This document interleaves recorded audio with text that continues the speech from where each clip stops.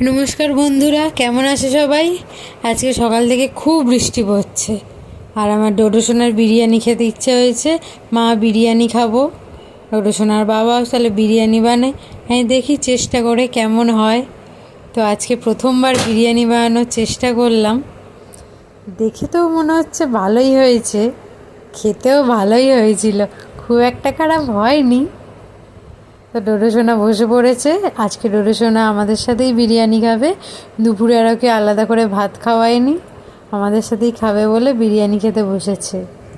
দেখুন চিকেনটা, আলুটা খুব ভালোই হয়েছে। হ্যাঁ, তোমার বিরিয়ানি ভালো লেগেছে?